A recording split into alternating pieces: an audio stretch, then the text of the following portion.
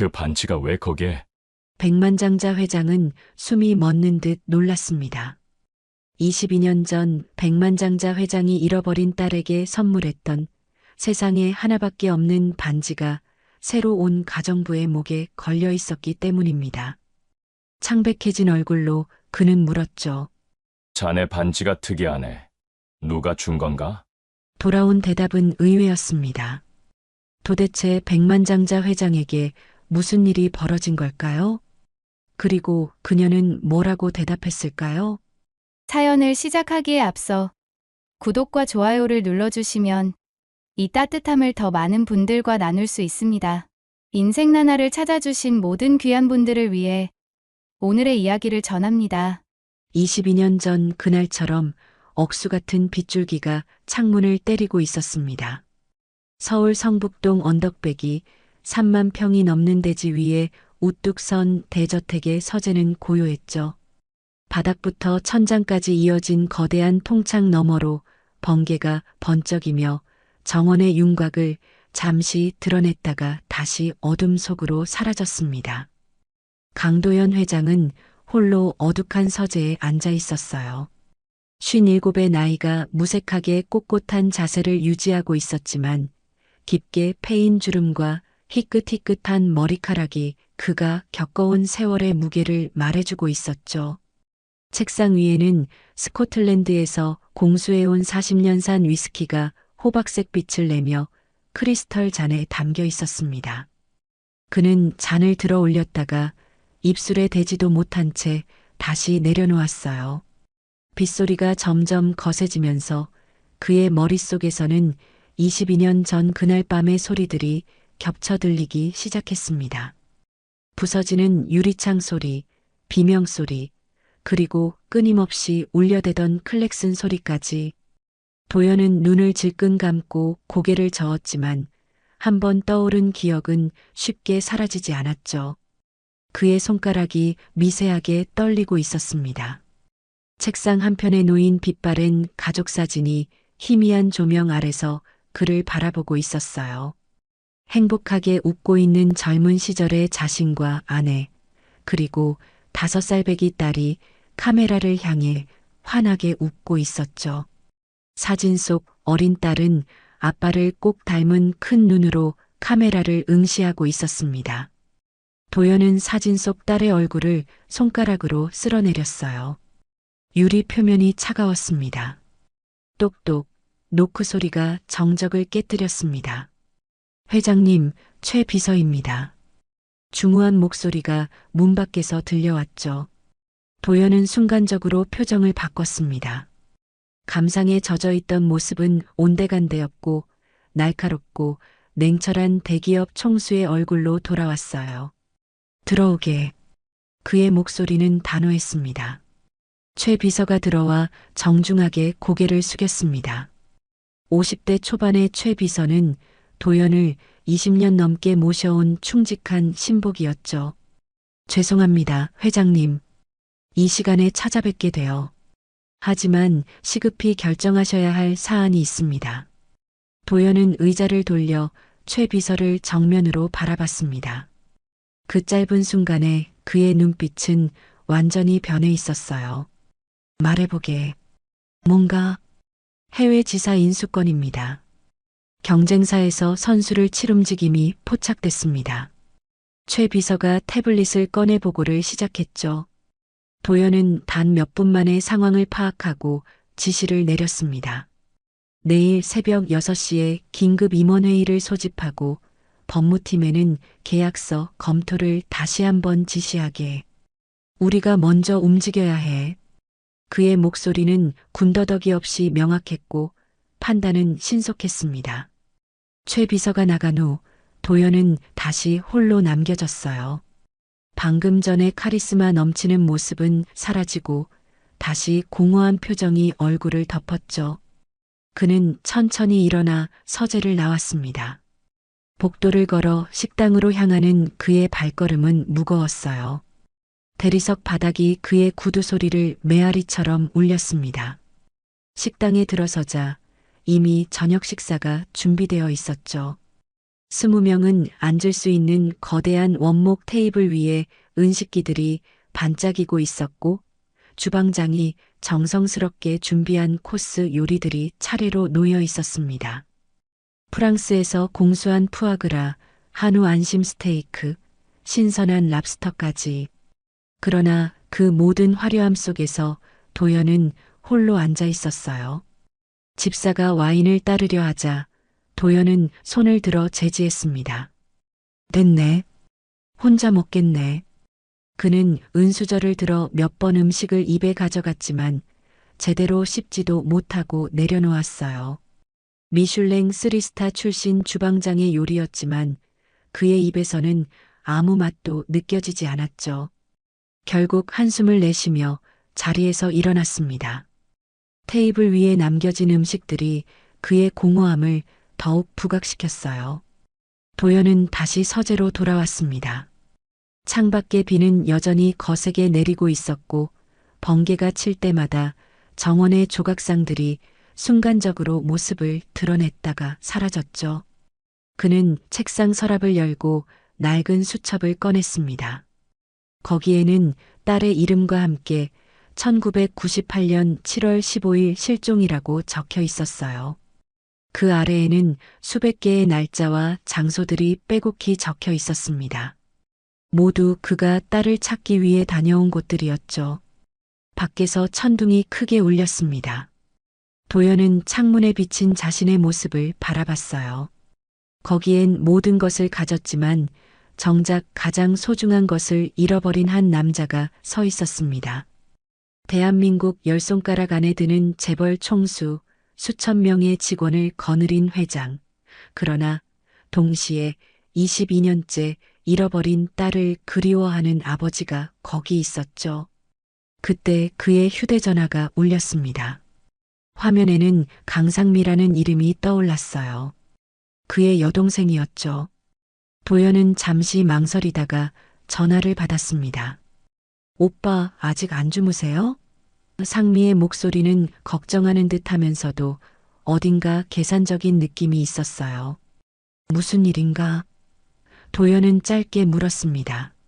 내일 이사회 준비는 다 하셨어요? 오빠 요즘 너무 무리하시는 것 같아서 걱정돼요.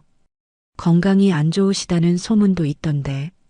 상미의 말에는 가시가 숨어 있었죠. 내 건강은 내가 알아서 할 테니 신경 쓰지 말게. 도연은 차갑게 대답했습니다. 전화를 끊은 후 도연은 다시 가족 사진을 바라봤어요.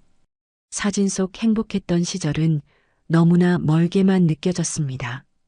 빗소리는 점점 더 거세지고 있었고 그의 외로움도 함께 깊어져 가고 있었죠. 거대한 저택 안에서 그는 완전히 혼자였습니다. 다음 날 아침 9시 도연은 강남의 최고급 병원 VIP 병실에 도착했습니다. 매달 정기 검진을 받는 곳이었지만 오늘은 달랐어요. 최근 들어 자주 느껴지는 가슴 통증 때문에 주치의가 정밀 검사를 권했던 것입니다. 검사실로 향하는 복도를 걷는 도연의 발걸음은 무거웠습니다. 하얀 벽면에 걸린 풍경화들이 시야를 스쳐 지나갔지만 그의 눈에는 아무것도 들어오지 않았죠. 머릿속은 온통 어젯밤 꿈에서 본 딸의 얼굴로 가득했습니다. 꿈속에서 딸은 여전히 5살이었고 아빠를 향해 팔을 벌리며 해맑게 웃고 있었어요. 1시간이 넘는 검사를 마치고 도연은 결과를 기다리며 병실 창가에 서 있었습니다. 15층 높이에서 내려다본 서울의 아침 풍경은 분주했죠. 출근하는 사람들로 거리는 북적였고 차들은 줄지어 움직이고 있었습니다. 하지만 도연의 마음은 텅 비어 있었어요. 문이 열리고 주치의인 정원석 박사가 들어왔습니다. 57세의 정 박사는 도연의 대학 동창이자 30년 지기 친구였죠. 평소와 달리 그의 표정이 무거웠습니다. 손에는 검사 결과지가 들려 있었어요. 정 박사는 도연 맞은편 소파에 앉으며 깊은 한숨을 내쉬었습니다. 도연아, 우리가 진지하게 얘기를 나눠야 할 것 같다. 도연은 창밖을 보던 시선을 거두고 정 박사를 바라봤습니다. 그렇게 심각한가? 정 박사는 검사 결과지를 테이블 위에 펼쳤어요. 빨간색으로 표시된 수치들이 여러 개 보였습니다. 심장 부정맥 수치가 위험 수준이야. 스트레스 지수는 정상인의 5배를 넘었고, 이건 단순한 과로가 아니야, 도연아. 내 몸이 과거에 갇혀서 비명을 지르고 있는 거라고. 도연은 표정 변화 없이 결과지를 내려다봤습니다. 숫자들이 춤추듯 흐릿하게 보였어요. 정 박사는 의자를 더 가까이 당기고 앉았습니다. 의사의 얼굴이 아닌 오랜 친구의 얼굴이었죠. 도연아, 이제는 너 자신을 좀 용서해. 떠나간 아내도 사라진 딸도 내가 이렇게 망가지는 걸 원치 않을 거야. 도연의 어깨가 미세하게 떨렸습니다. 그는 고개를 돌려 다시 창밖을 바라봤어요. 정 박사는 말을 이었습니다. 22년이야, 도연아. 22년을 자책하며 살았잖아. 그날 교통사고는 정말 사고였어. 내 잘못이 아니었다고. 내가 회사에서 조금만 일찍 나왔더라면. 도연의 목소리가 갈라졌습니다. 그런 가정은 의미가 없어. 정 박사가 단호하게 말했어요. 너도 알잖아. 운명은 우리가 바꿀 수 없는 거라는 걸. 도연은 두 손으로 얼굴을 감쌌습니다. 그의 손가락 사이로 깊은 주름이 보였어요. 정 박사는 잠시 침묵하다가 조심스럽게 입을 열었습니다. 도연아, 내가 정말 하고 싶은 말은 이거야. 잃어버린 과거에만 집착하면 눈앞에 다가온 기회마저 놓치게 될 거야. 도연이 손을 내리고 친구를 바라봤습니다. 무슨 의미인가? 삶은 계속되잖아. 아직 끝나지 않았어. 어쩌면 내게 두 번째 기회가 올지도 모르는 거고. 정 박사의 눈빛이 따뜻했습니다. 하지만 내가 과거에만 갇혀 있으면 그 기회가 와도 알아보지 못할 거야. 도연은 대답하지 않았습니다. 하지만 그의 눈빛에 미묘한 변화가 있었어요. 완전히 닫혀있던 문에 작은 틈이 생긴 것 같은 그런 느낌이었죠. 정 박사는 처방전을 작성하며 말했습니다. 약은 임시 방편일 뿐이야. 진짜 치료는 내 마음이 열릴 때 시작되는 거지. 도연은 감정적인 대화를 피하려는 듯 화제를 돌렸습니다. 병원에 새로운 의료기기가 필요하다고 들었네. 내가 기부하지. 정 박사는 쓴웃음을 지었어요. 또 그렇게 돈으로 해결하려고 하는구나. 아니야. 그냥 도움이 되고 싶을 뿐이야. 도연의 목소리가 작아졌습니다. 병실을 나서는 도연의 뒷모습을 바라보며 정 박사는 혼잣말을 했습니다. 부디 늦기 전에 깨달았으면 좋겠는데. 엘리베이터 안에서 도연은 정 박사의 말을 곱씹어 봤습니다. 잃어버린 과거에만 집착하면 눈앞의 기회마저 놓친다. 그 말이 가슴 깊은 곳을 찔렀어요. 엘리베이터 거울에 비친 자신의 모습이 낯설게 느껴졌습니다.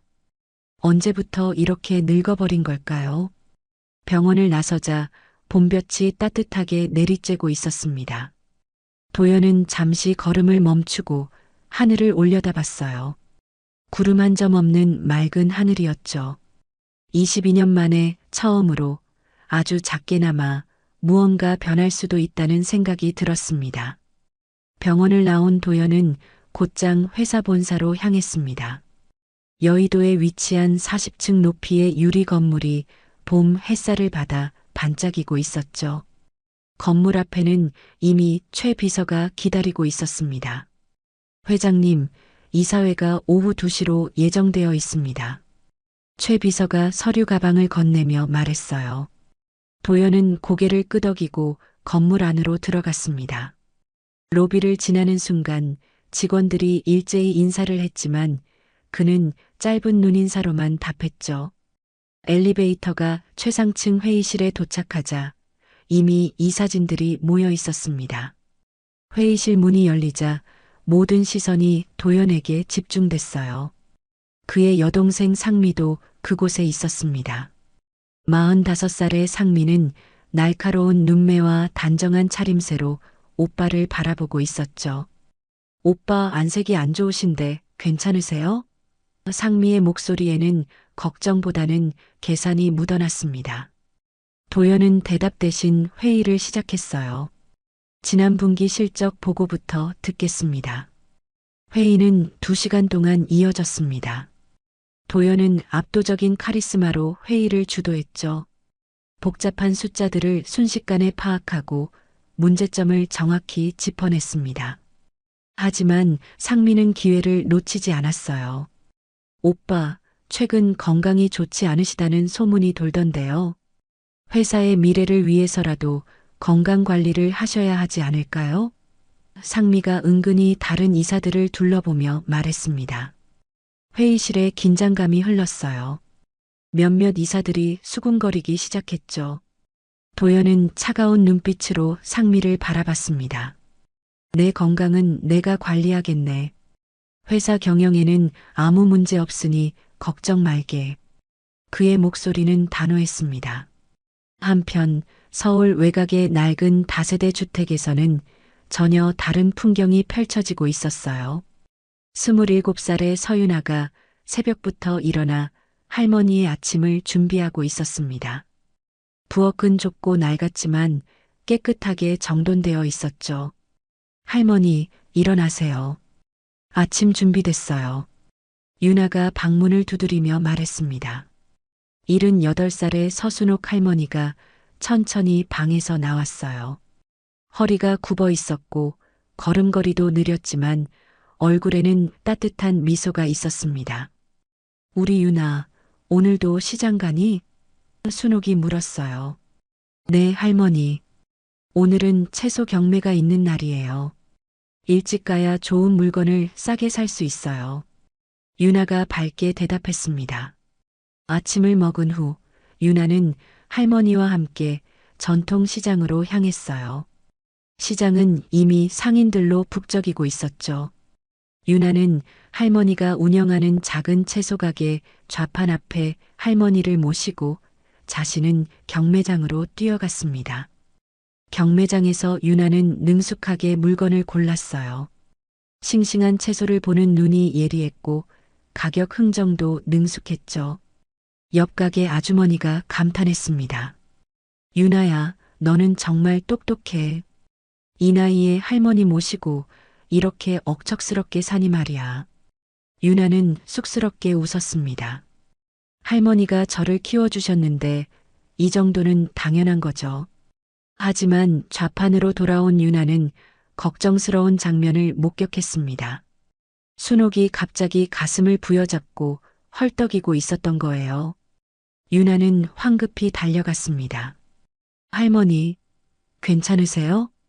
순옥은 손을 저으며 괜찮다고 했지만 얼굴이 창백했어요. 그냥 좀 숨이 차서 그래. 걱정하지 마. 집으로 돌아온 윤아는 식탁 위에 놓인 약봉지들을 보고 눈살을 찌푸렸습니다. 고혈압약, 심장약, 당뇨약까지 종류가 많았죠. 할머니, 병원에 가서 정밀 검사 받아보세요. 요즘 숨차하시는 게 자주 있잖아요. 윤아가 걱정스럽게 말했어요. 에이, 돈이 얼마나 드는데. 약 먹으면 괜찮아질 거야. 순옥이 고집을 부렸습니다. 윤아는 할머니를 설득하려 했지만 소용없었어요. 마음이 무거웠지만 당장은 어쩔 수 없었습니다. 그날 저녁 도연은 아내의 기일을 맞아 납골당을 찾았습니다. 해가 지고 있었고 납골당은 고요했어요. 도연은 아내의 사진 앞에 흰 국화를 놓고 무릎을 꿇었습니다. 여보, 나왔어. 그의 목소리가 떨렸어요. 오늘도 우리 딸 소식은 못 들었어. 미안해. 아내의 사진 속 얼굴은 여전히 아름다웠습니다. 35세 세상을 떠난 아내는 사진 속에서 영원히 젊은 모습으로 남아 있었죠. 당신 혼자 보낸 지 15년이 됐네. 우리 딸 찾지 못하고 당신을 먼저 보내서 정말 미안해. 도연의 눈에서 눈물이 흘렀습니다. 그는 주머니에서 낡은 사진을 꺼냈어요. 온 가족이 함께 찍은 마지막 사진이었죠. 우리 딸이 살아있기만 하다면 지금 27살이겠지. 어떤 모습일까? 당신을 닮았을까? 나를 닮았을까? 납골당을 나오는 도연의 발걸음은 무거웠습니다. 운전기사가 기다리고 있는 차를 향해 걸어가면서 그는 문득 정 박사의 말을 떠올렸어요. 과거에만 집착하면 미래의 기회를 놓친다는 말. 하지만 어떻게 과거를 놓을 수 있을까요? 그 과거가 자신의 전부였는데. 일주일이 지난 토요일 밤, 도연은 서재에서 오래된 서류들을 정리하고 있었습니다. 최근 회사 인수합병 건으로 필요한 과거 자료를 찾기 위해서였죠. 책장 맨 위 칸에 있던 상자를 내리던 중 먼지 쌓인 작은 가방 하나가 떨어졌습니다. 가방이 바닥에 떨어지면서 안에 있던 물건들이 쏟아져 나왔어요. 도연은 무심코 그것들을 주우려다가 몸이 굳어버렸습니다. 바닥에 펼쳐진 것은 딸의 낡은 스케치북이었던 거예요. 떨리는 손으로 스케치북을 집어들었습니다. 첫 페이지를 넘기자 서툰 크레파스 그림이 나타났죠. 네모난 집, 동그란 해, 그리고 손을 맞잡은 세 사람. 아빠, 엄마, 그리고 작은 아이. 그림 아래에는 삐뚤빼뚤한 글씨로 이렇게 적혀 있었어요. 아빠 사랑해요. 우리 가족 영원히 함께해요. 도연의 가슴이 조여왔습니다. 숨을 제대로 쉴 수가 없었어요. 페이지를 넘길 때마다 딸의 흔적들이 생생하게 살아났습니다. 손도장을 찍은 페이지, 무지개를 그린 페이지, 그리고 마지막 페이지에는 딸이 아빠에게 쓴 편지가 있었죠. 아빠, 오늘 유치원에서 칭찬받았어요. 선생님이 제가 착하대요. 아빠도 자랑스러워요? 그 순간 도연의 머릿속에서 22년 전 그날의 기억이 폭발하듯 되살아났습니다. 빗속에서 부서지는 유리소리, 아내의 비명, 그리고 딸의 이름을 부르던 자신의 목소리까지 모든 것이 한꺼번에 밀려왔어요. 아니야, 아니야. 도연은 스케치북을 가슴에 끌어안고 중얼거렸습니다. 갑자기 가슴에서 날카로운 통증이 시작됐어요. 마치 누군가 심장을 쥐어짜는 것 같았습니다. 도연은 책상을 짚으려 했지만 손에 힘이 들어가지 않았죠. 그의 손에서 위스키 잔이 미끄러져 바닥에 떨어졌습니다. 쨍그랑 유리 조각이 사방으로 흩어졌어요. 도연은 가슴을 부여잡고 무릎을 꿇었습니다. 숨을 쉬려 해도 공기가 들어오지 않았죠. 시야가 흐려지기 시작했어요. 회장님, 유리 깨지는 소리를 들은 최 비서가 달려왔습니다.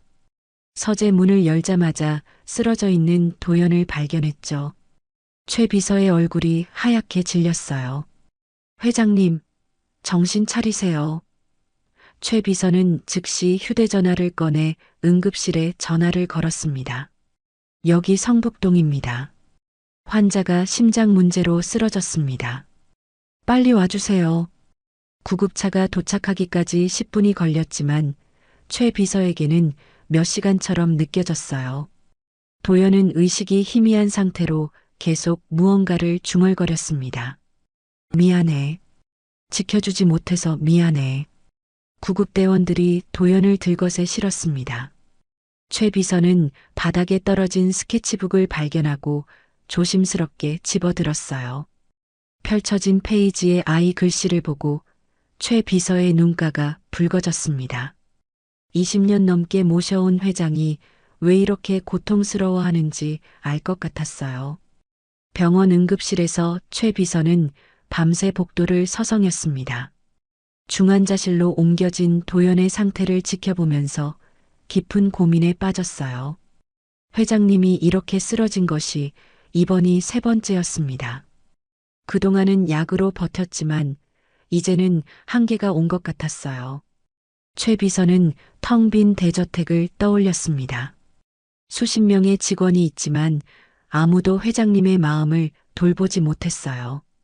청소하고 요리하는 것만으로는 부족했습니다.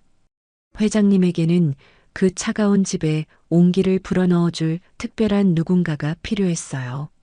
한편 상미는 새벽에 비서실장으로부터 전화를 받았습니다.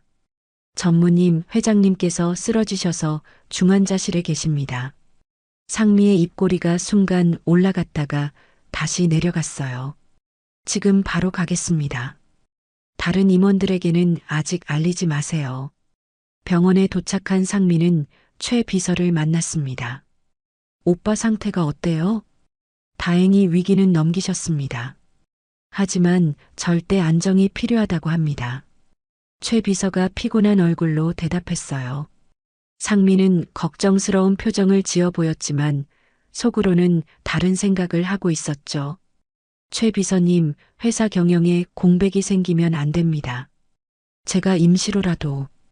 회장님께서는 곧 복귀하실 겁니다. 최 비서가 단호하게 말을 잘랐습니다. 다음 날 오후 의식을 회복한 도연은 여전히 창백한 얼굴로 누워 있었어요. 최 비서는 회장의 약한 모습을 보며 결심을 굳혔습니다. 이대로는 안 됐어요. 회장님이 원하든 원하지 않든 누군가의 도움이 절실했습니다. 최 비서는 병실을 나와 복도 끝에서 전화를 걸었어요. 여보세요. 복지재단 김 실장님이시죠? 제가 특별한 분을 찾고 있습니다. 단순한 가정부가 아니라 진심으로 누군가를 돌볼 줄 아는 분 말입니다. 전화를 끊고 최 비서는 다시 병실을 바라봤습니다. 회장님은 분명 처음에는 거부하실 거예요. 하지만 이번만큼은 최 비서도 물러설 수 없었습니다. 22년 동안 혼자 견뎌온 회장님을 더 이상 그대로 둘 수는 없었으니까요. 최 비서는 며칠 동안 여러 경로를 통해 알아본 끝에 복지재단 김 실장으로부터 한 사람을 추천받았습니다. 서윤아라는 27살의 젊은 여성이었죠. 할머니의 병원비 때문에 절실하게 일자리를 찾고 있다는 말에 최 비서는 관심을 가졌어요. 그분이 특별한 이유가 있습니까? 최 비서가 전화로 물었습니다. 시장에서 할머니와 함께 채소 장사를 하는데요. 동네에서 효녀로 소문났습니다.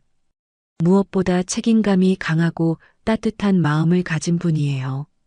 김 실장이 확신에 찬 목소리로 대답했죠. 최 비서는 직접 윤아를 만나보기로 했습니다.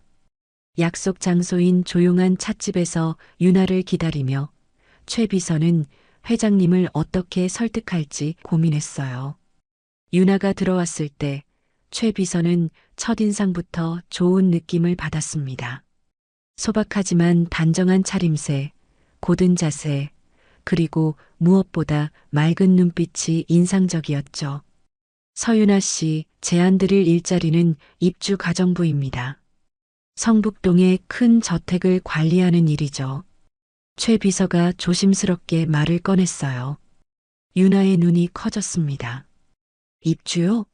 저는 할머니를 모시고 있어서 한 달에 2번 정도는 집에 다녀오실 수 있습니다. 그리고 급여는? 최 비서가 금액을 말하자 윤아는 숨을 멈췄어요. 할머니 수술비를 충당하고도 남을 금액이었습니다. 하지만 집으로 돌아온 윤아는 깊은 고민에 빠졌어요. 거실에서 약을 드시고 계시는 순옥을 보니 마음이 무거웠습니다. 할머니, 제가 좋은 일자리를 제안받았어요. 윤아가 조심스럽게 말을 꺼냈죠. 순옥은 윤아의 표정을 보고 뭔가 심상치 않음을 느꼈어요. 무슨 일인데 그래? 성북동 대저택에서 입주 가정부로 일하는 거예요.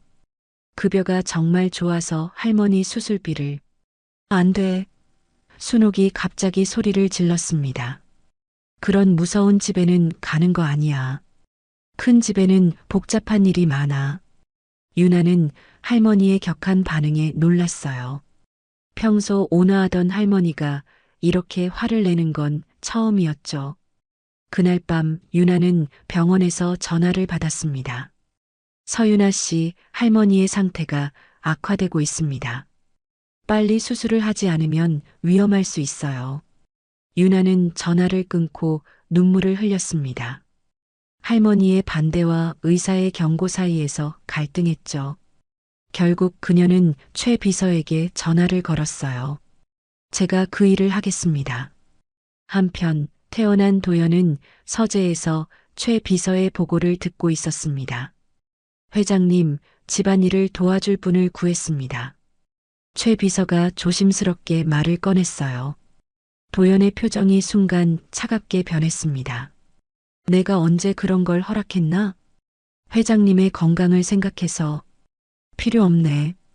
도연이 단호하게 말했어요. 내 집에 아무나 들릴 수 없어. 최 비서는 이미 예상한 반응이었지만 포기할 수 없었습니다. 회장님, 이대로는 안 됩니다. 또 쓰러지시면 내 일에 간섭하지 말게. 도연의 목소리가 높아졌어요. 최 비서는 서류 봉투를 책상 위에 놓았습니다. 그래도 한 번만 이력서를 보아주십시오. 도연은 마지못해 봉투를 열었어요. 서윤아, 27살 할머니와 단둘이 살며. 이력서를 읽던 도연의 눈이 멈췄습니다. 사진 속 젊은 여성의 눈빛이 왠지 낯설지 않았어요. 왜 이런 일을 하려고 하지? 도연이 중얼거렸습니다. 할머니 병원비 때문이라고 합니다.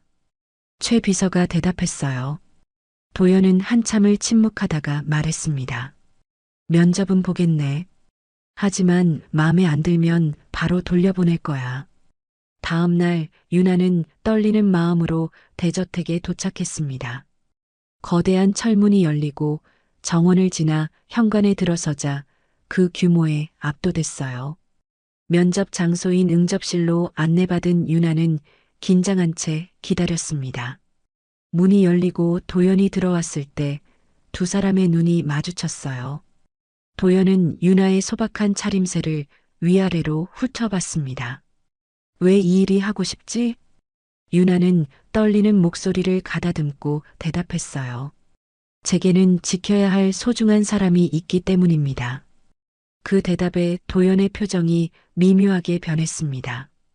유나의 눈에서 진실함과 간절함을 동시에 본 것 같았어요. 가족을 위해서라.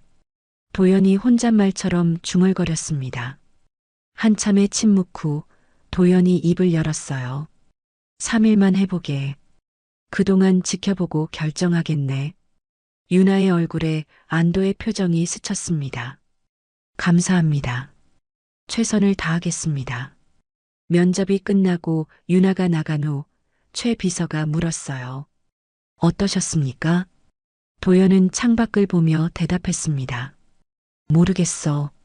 그냥 뭔가 다른 느낌이야. 그날 밤 유나는 할머니에게 합격 소식을 전했지만 순옥의 표정은 여전히 어두웠어요. 유나야, 조심해야 해. 큰 집 사람들은 우리 같은 사람들을 쉽게 내치거든. 유나는 할머니의 손을 꼭 잡았습니다. 할머니, 저 강해요. 할머니가 저를 그렇게 키우셨잖아요. 월요일 아침 유나는 작은 여행 가방 하나를 들고 대저택 앞에 섰습니다. 철문이 열리는 순간 그녀는 깊게 숨을 들이쉬었어요. 이제 돌이킬 수 없는 선택을 한 것이죠. 발걸음을 옮길 때마다 자갈길에서 나는 소리가 고요한 정원에 울려 퍼졌습니다. 현관문을 열고 들어서자 기존 직원들이 줄지어 서 있었어요. 주방장, 정원사, 청소 도우미들이 차가운 시선으로 유나를 바라봤습니다. 그들에게 유나는 갑작스럽게 나타난 침입자일 뿐이었죠. 이쪽이 당신이 쓸 방입니다. 나이든 가정부 김 씨가 무뚝뚝하게 말했어요.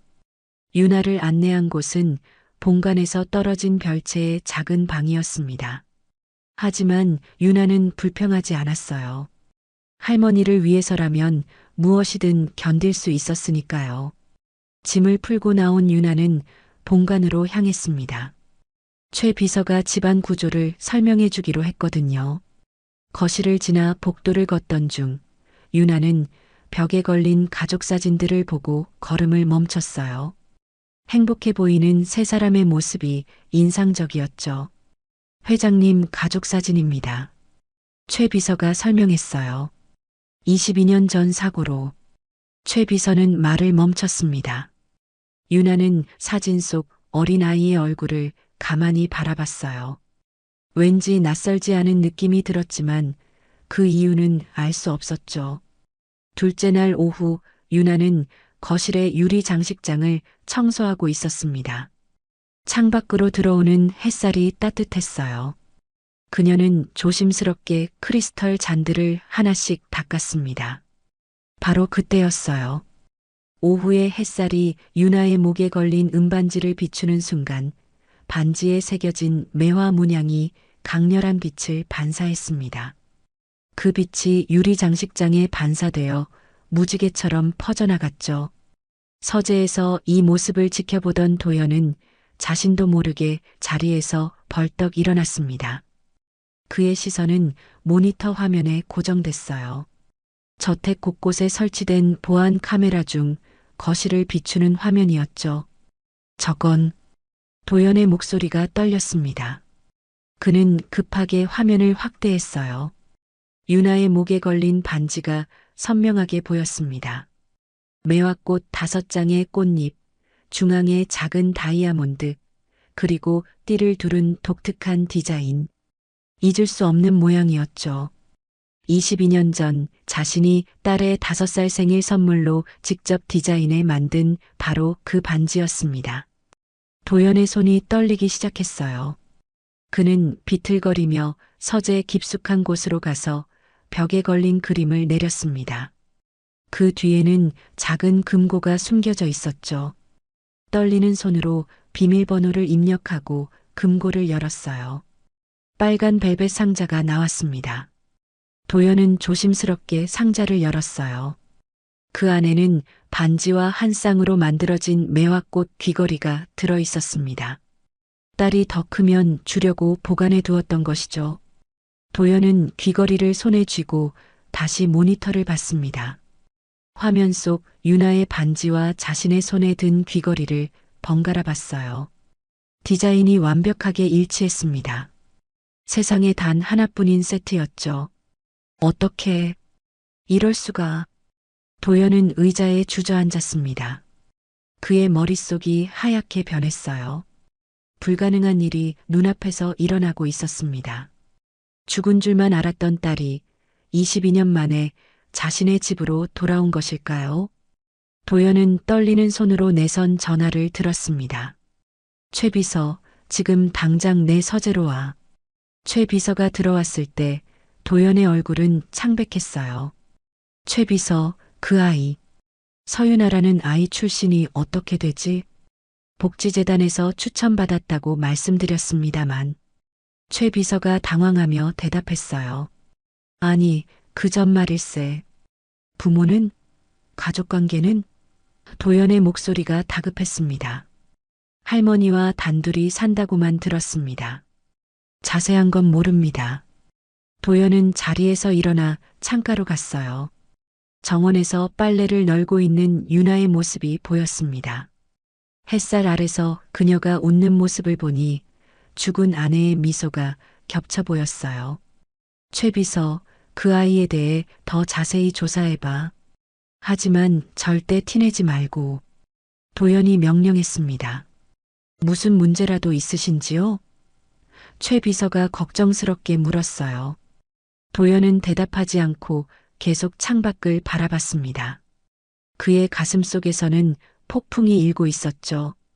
희망과 두려움, 기쁨과 불안이 뒤섞여 소용돌이쳤어요. 그날 저녁 도연은 일부러 식당으로 내려갔습니다. 평소에는 서재에서 혼자 먹던 그였지만 유나를 더 자세히 관찰하고 싶었던 거예요. 회장님, 저녁 준비됐습니다.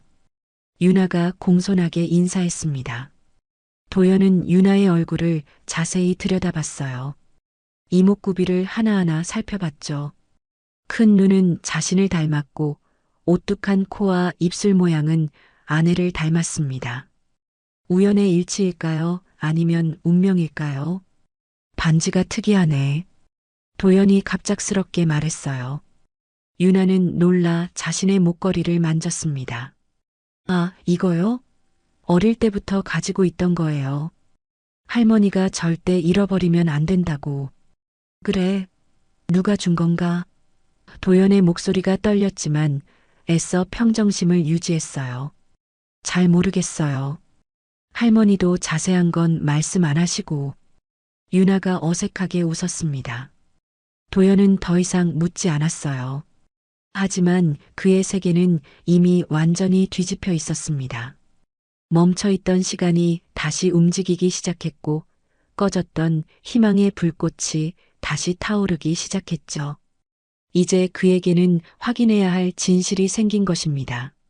며칠이 지나면서 도연과 유나 사이에는 미묘한 변화가 생기기 시작했습니다. 도연은 유나를 멀리서 지켜보면서도 조금씩 가까이 다가가려 했어요. 어느 날 아침 도연은 서재가 어지럽혀진 것을 보고 눈살을 찌푸렸습니다. 전날 밤 급하게 찾던 서류 때문에 책들이 여기저기 흩어져 있었어요. 평소 같으면 직원을 불러 정리하라고 했을 텐데 급한 일이 있어 회사로 가야 했죠. 저녁에 돌아온 도연은 깜짝 놀랐습니다. 서재의 책들이 완벽하게 정리되어 있었는데 방식이 특별했던 거예요. 알파벳 순서도 아니고 출판 연도별도 아니었죠. 경영서는 한쪽에, 철학서는 다른 쪽에, 그리고 문학 작품들은 따로 모여 있었습니다. 더 놀라운 건 자신이 자주 읽는 책들이 손이 닿기 쉬운 곳에 배치되어 있다는 것이었어요. 이건 도연은 숨을 멈췄습니다. 아내가 살아있을 때 정리하던 방식과 똑같았어요. 아내는 늘 말했죠. 책은 주인의 관심사와 습관에 맞춰 정리해야 한다고. 도연은 책장을 쓸어보며 오래전 기억에 잠겼습니다. 다음 날은 비가 내렸어요. 도연은 늦은 저녁집에 돌아와 식당에 앉았습니다.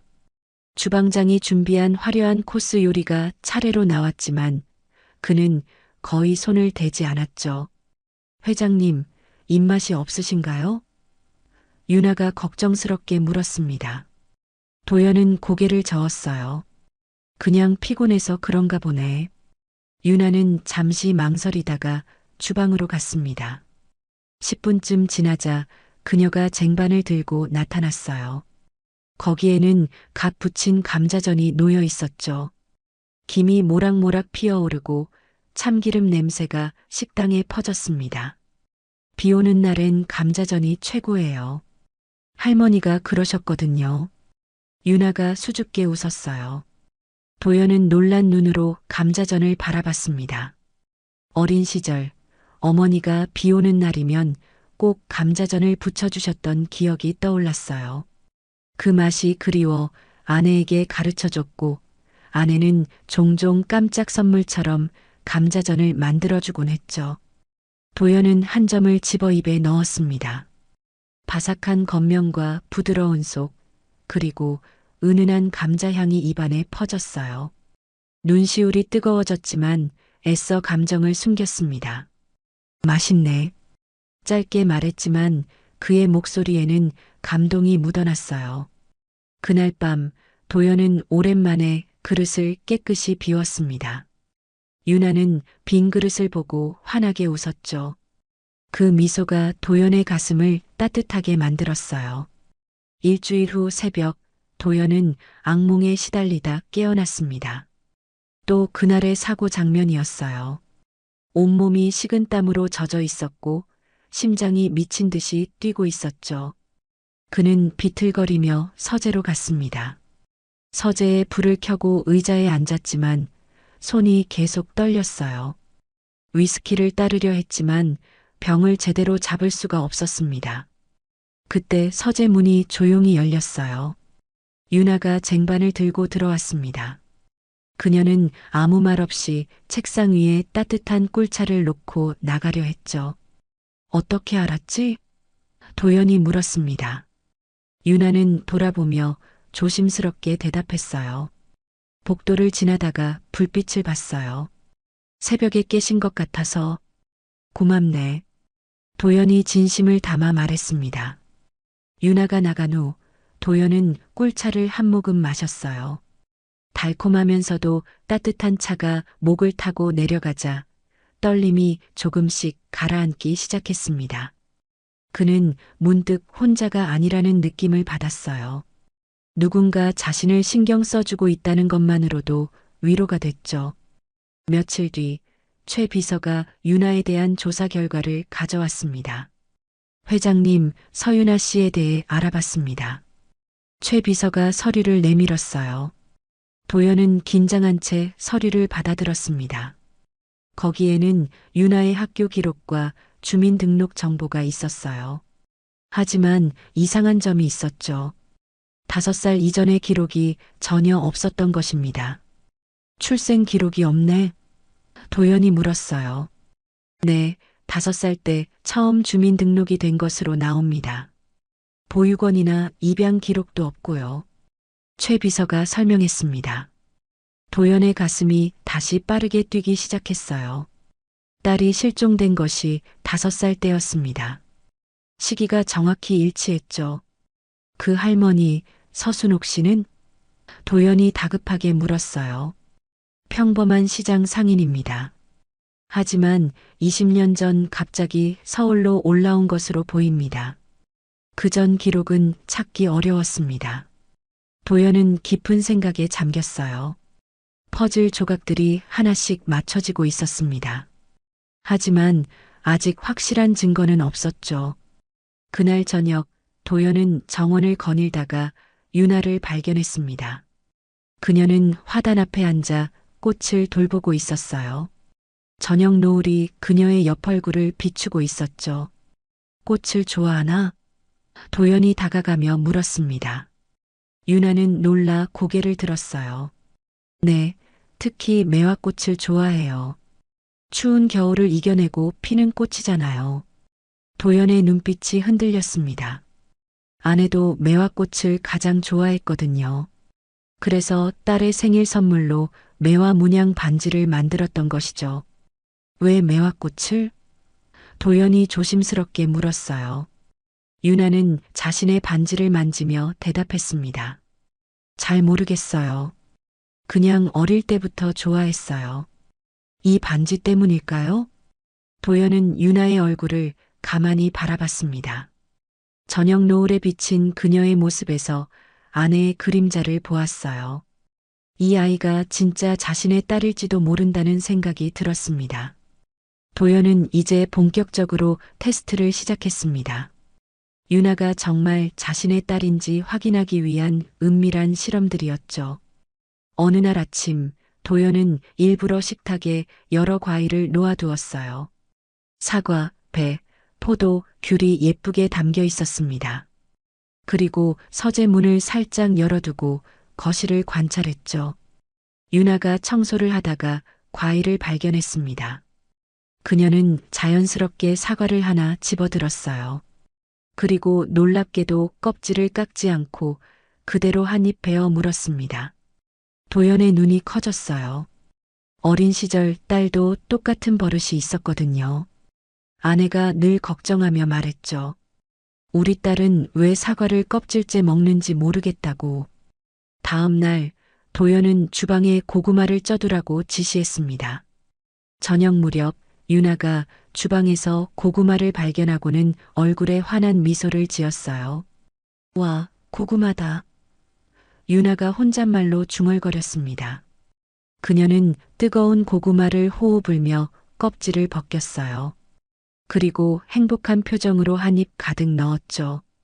볼이 볼록 튀어나온 모습이 꼭 다람쥐 같았습니다.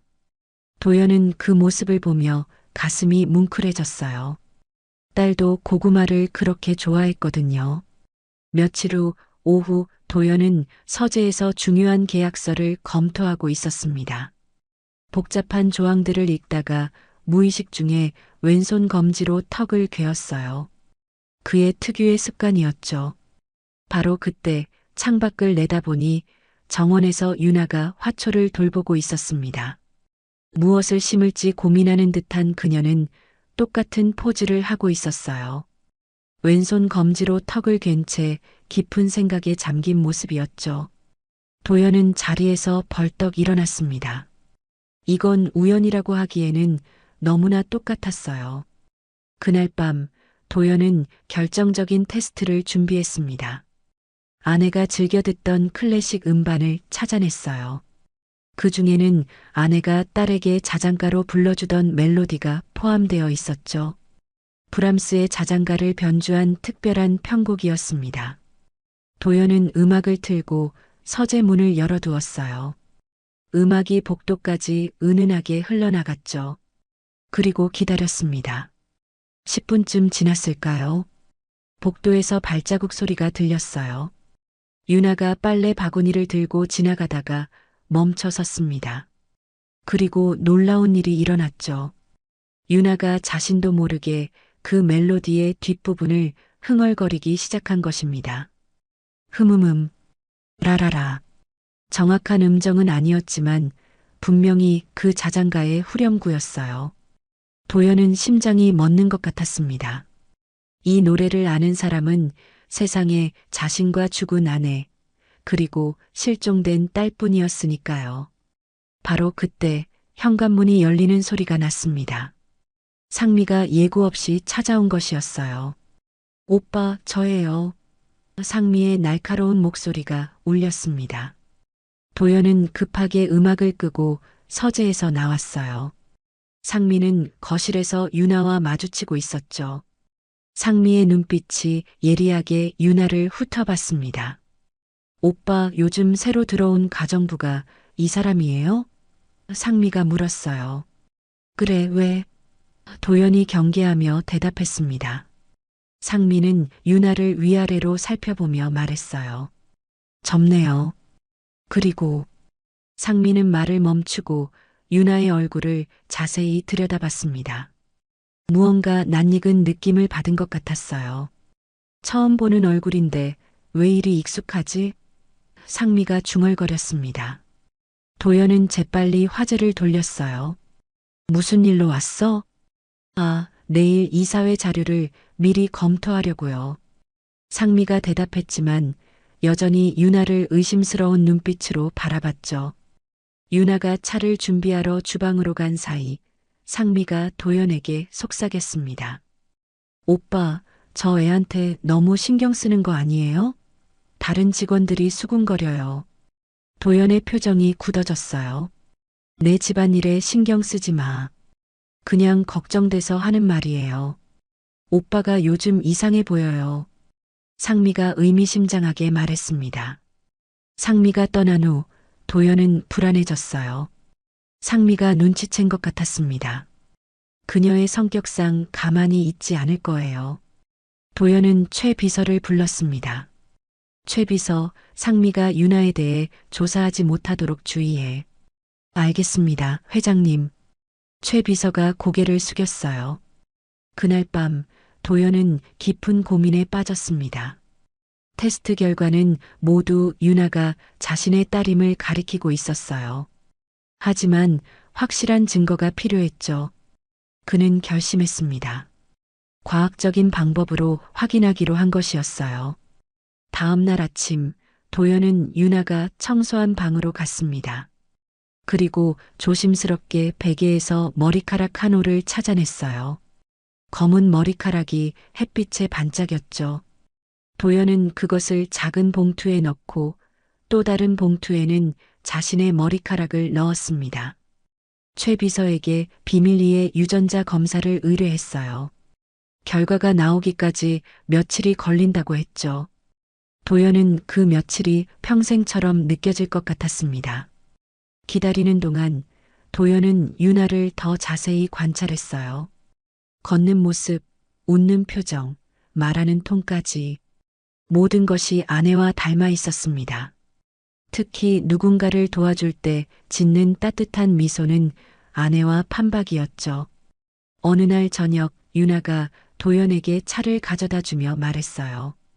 회장님, 요즘 많이 피곤해 보이세요. 푹 쉬셔야 해요. 그 진심 어린 걱정에 도연은 뜨거운 것이 목구멍까지 차올랐습니다. 22년 만에 누군가 진심으로 자신을 걱정해 주는 것 같았어요. 유전자 검사를 의뢰한 지 사흘째 되는 날이었습니다. 도연은 일에 집중할 수가 없었어요. 회의 중에도 서류를 검토할 때도 계속 휴대전화만 확인했죠.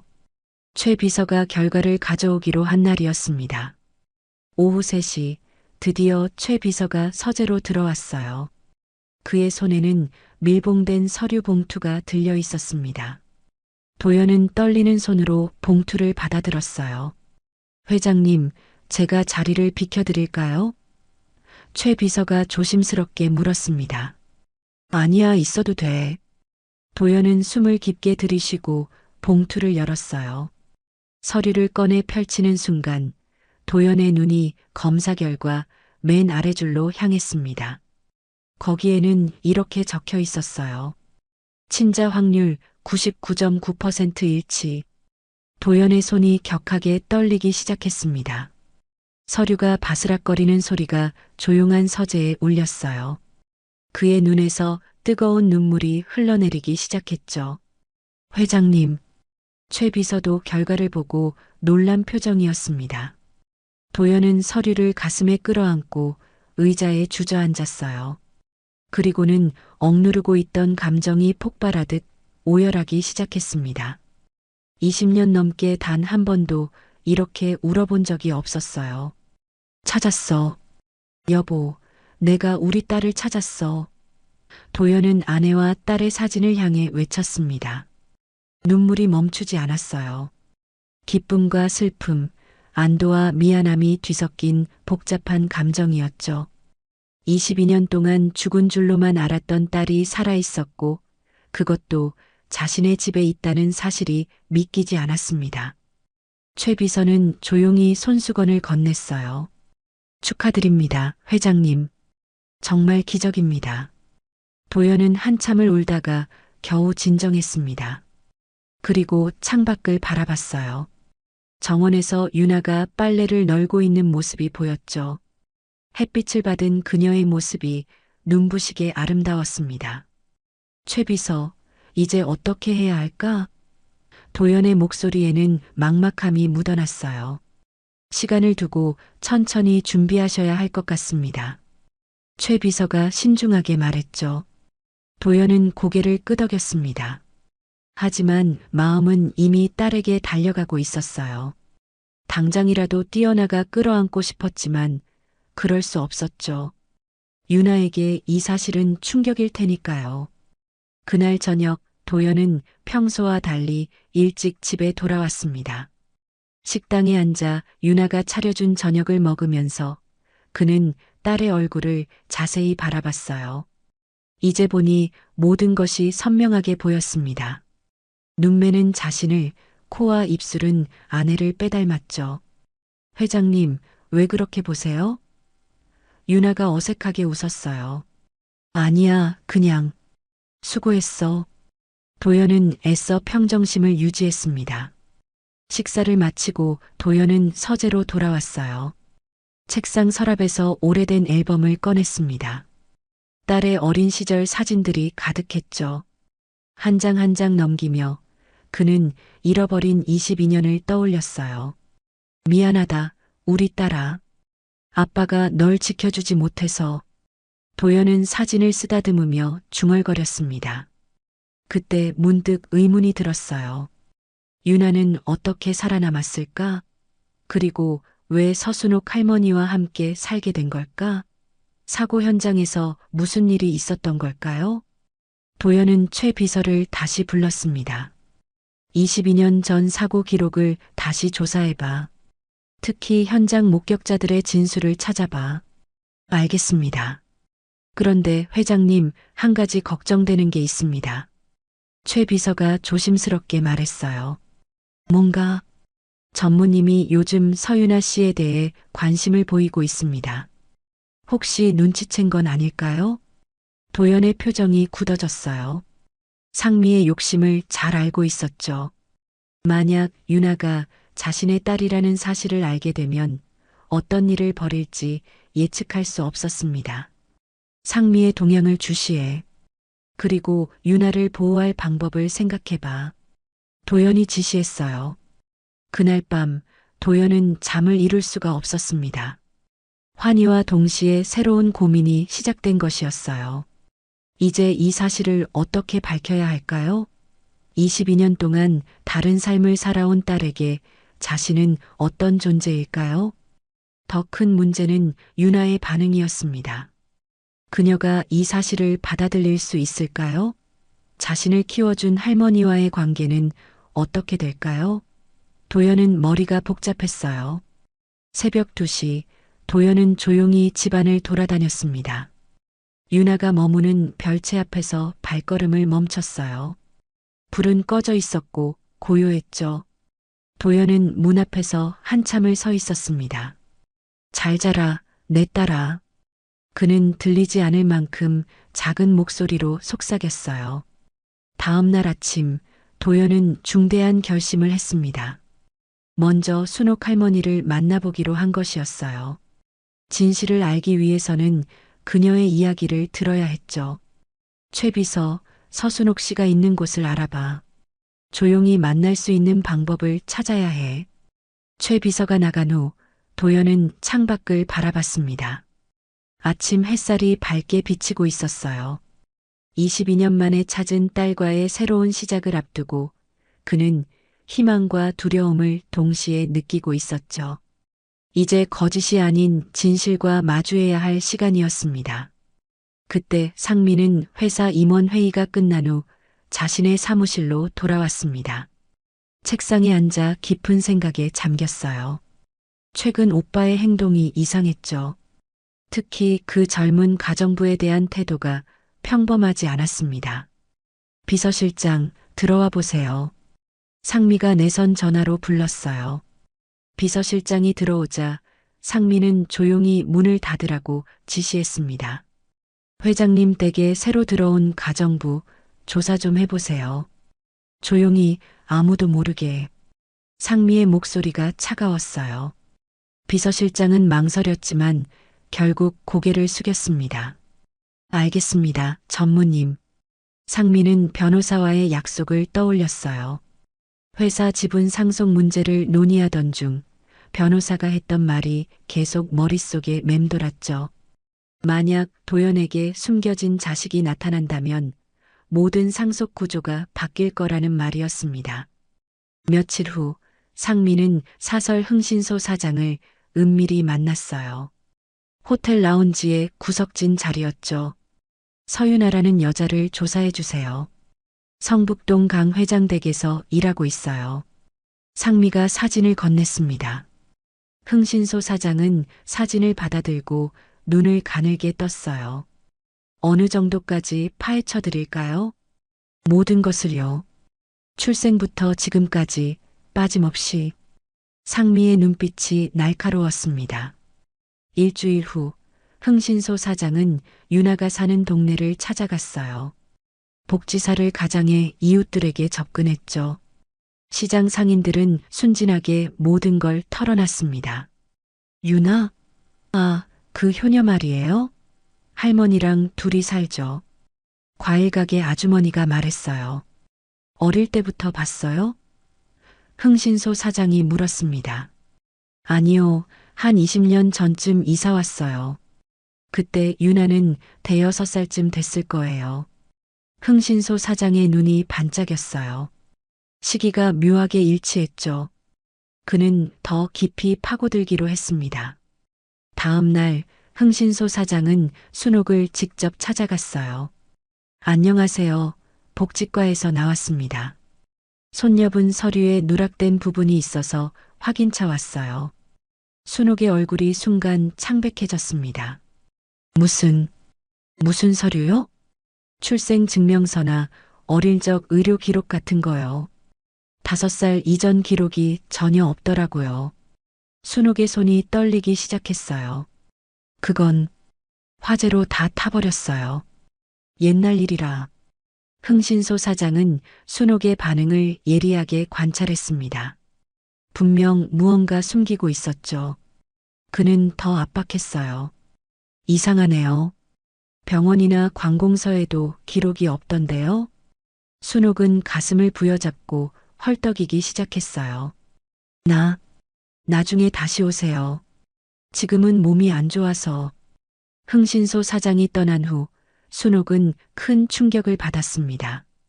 두려움에 떨며 약을 찾았지만 손이 떨려 제대로 잡을 수가 없었어요. 그녀의 건강은 급속도로 나빠지기 시작했죠.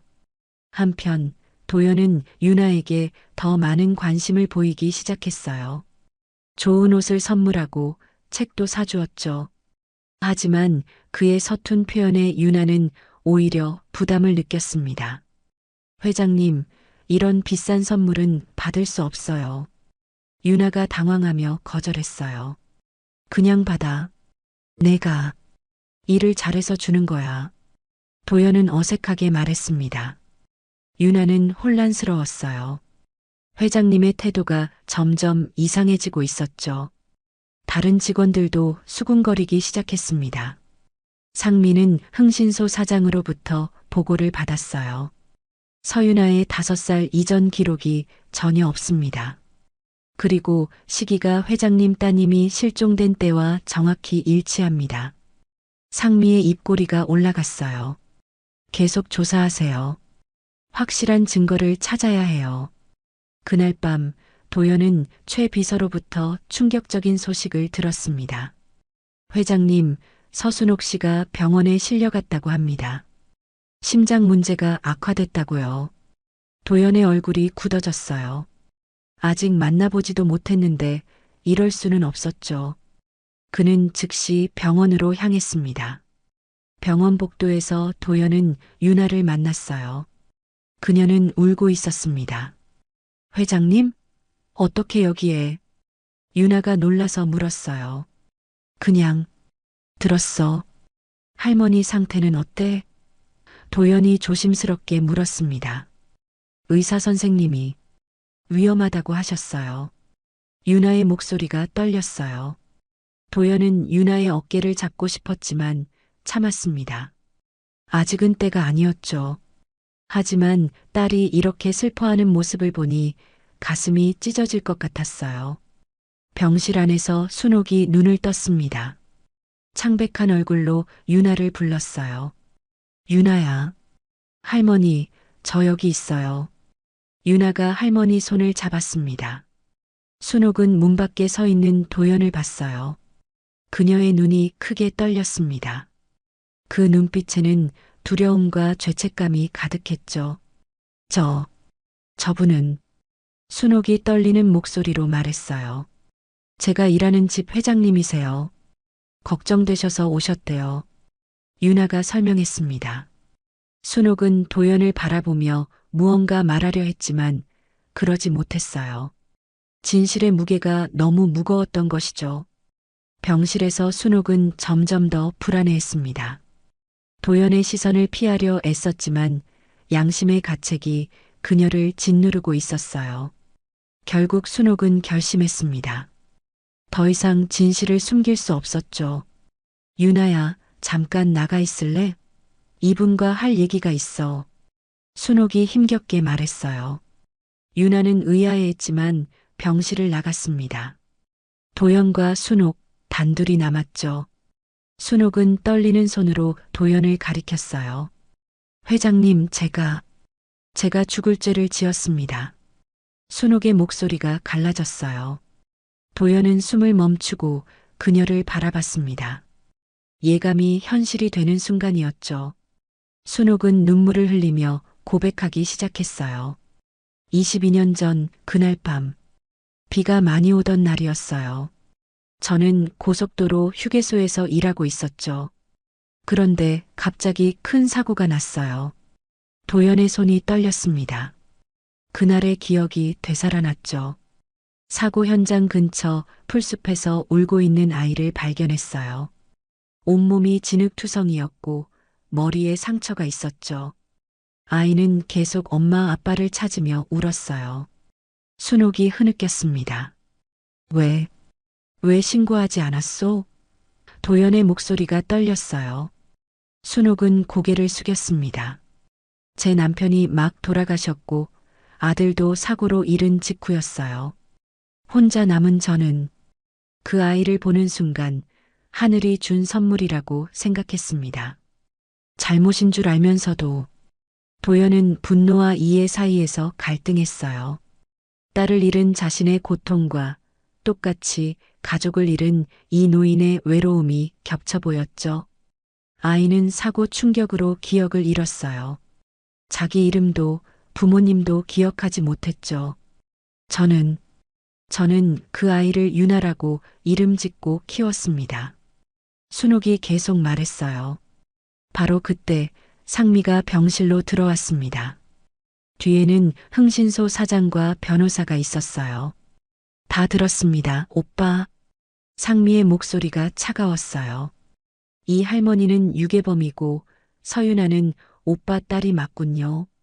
순옥은 충격으로 가슴을 부여잡았습니다. 심전도 기계가 요란하게 울리기 시작했어요. 의료진이 달려왔지만 순옥의 상태는 급격히 악화됐죠. 순옥은 결국 의식을 잃고 말았습니다. 다음 날 상미는 기자회견을 열었어요. 대기업 회장의 잃어버린 딸이 유괴범의 손에서 자랐다는 충격적인 내용이었죠. 언론은 벌떼처럼 달려들었습니다.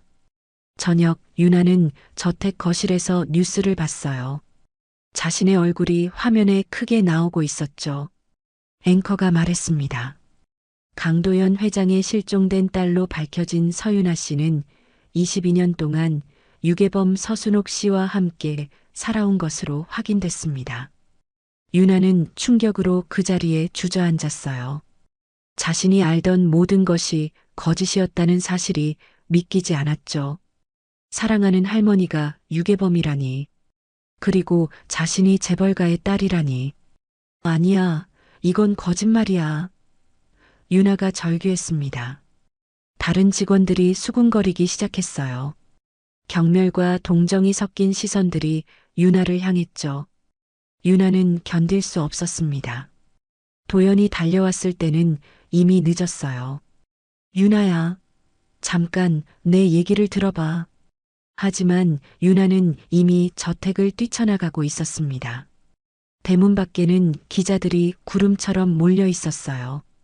플래시가 터지고 마이크가 들이밀어졌죠. 기분이 어떠세요? 유괴범과 함께 산 22년은 어땠나요? 기자들의 질문이 쏟아졌어요. 유나는 귀를 막고 그들 사이를 뚫고 달렸습니다. 눈물이 앞을 가렸지만 계속 달렸어요. 어디로 가는지도 모른 채 무작정 달렸죠. 도연은 유나를 쫓으려 했지만 갑자기 가슴을 부여잡고 쓰러졌어요. 안 돼. 또 이럴 수는 없어. 최 비서가 도연을 부축했습니다. 회장님, 정신 차리세요. 같은 시간 병원에서 순옥은 결국 숨을 거뒀어요. 마지막까지 유나를 찾으며 눈을 감았죠. 간호사가 순옥의 유품을 정리하다가 편지 한 통을 발견했습니다. 유나에게 쓴 편지였어요.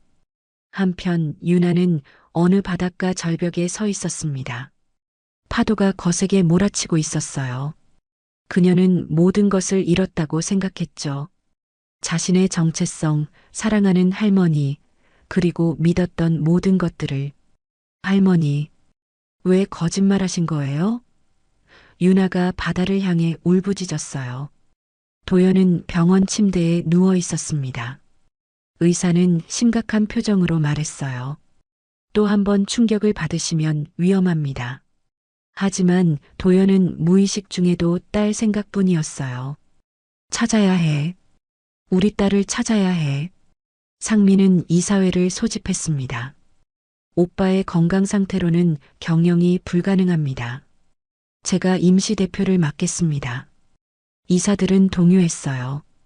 회사는 혼란에 빠졌고 주가는 폭락했죠. 모든 것이 무너지고 있었습니다. 그날 밤 도연은 어둠 속에서 홀로 누워 있었어요. 22년 전에도 딸을 잃었고 이제 또다시 잃었습니다. 이번에는 자신의 어리석음 때문이었죠. 진실을 밝히는 방법이 잘못됐다는 걸 이제야 깨달았지만 너무 늦었어요. 이틀 후 도연은 병원에서 깨어났습니다. 최 비서가 옆에 있었어요. 도연의 첫마디는 딸을 찾는 것이었죠. 유나는 어디 있나? 도연의 목소리가 갈라졌어요. 최 비서의 표정이 어두워졌습니다. 아직 찾지 못했습니다. 경찰에도 신고했지만 도연은 천장을 바라봤어요.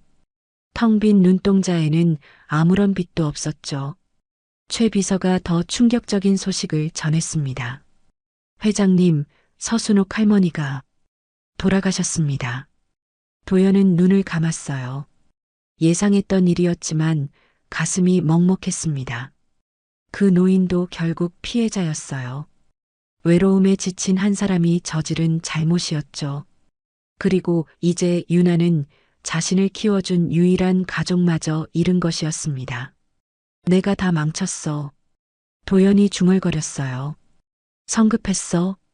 유나의 마음을 먼저 얻었어야 했는데 최 비서는 위로의 말을 찾지 못했습니다. 도연의 자책이 틀리지 않았으니까요. 병실 밖에서는 상미가 이사들과 회의를 하고 있었어요. 오빠는 정신적으로나 육체적으로 회사를 이끌 수 없는 상태입니다. 당분간 제가 대행을 맡겠습니다. 이사들이 동의하는 서류에 서명했어요.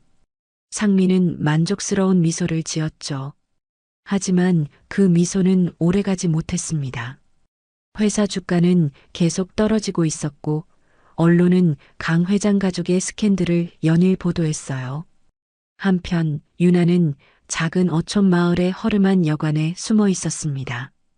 TV에서는 계속 자신의 이야기가 나오고 있었어요.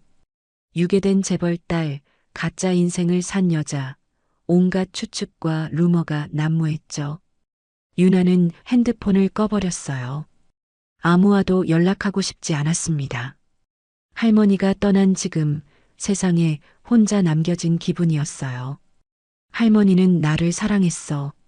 그건 진짜였어. 유나는 자신에게 말했지만 확신이 서지 않았어요. 여관 주인 아주머니가 저녁을 가져다 줬습니다. 젊은 아가씨가 왜 이런 곳에? 무슨 힘든 일이라도? 유나는 고개를 저었어요.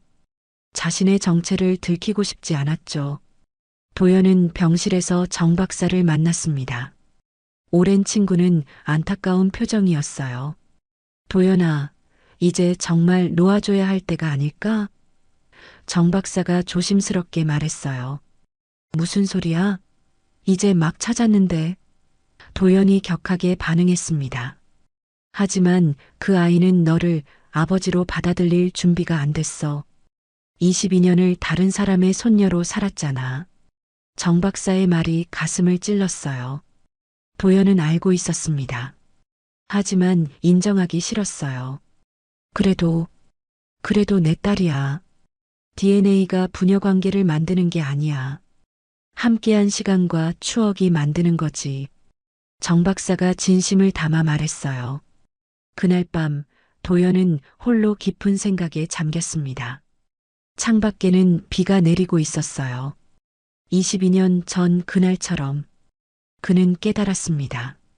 자신이 찾던 것은 5살 딸이었지 27살의 유나가 아니었다는 것을요.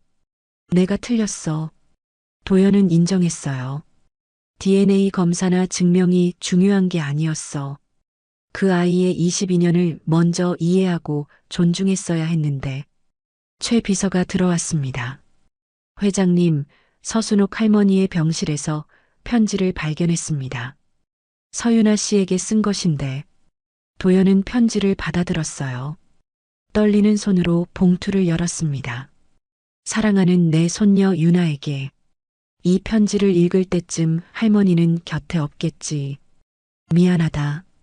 진실을 말하지 못해서. 하지만 알아도 내가 너를 키운 22년 단 한순간도 후회한 적 없어. 너는 내 삶의 가장 큰 축복이었단다. 도연은 편지를 읽으며 눈물을 흘렸어요. 이 노인도 자신처럼 딸을 잃은 아픔을 안고 있었던 거예요.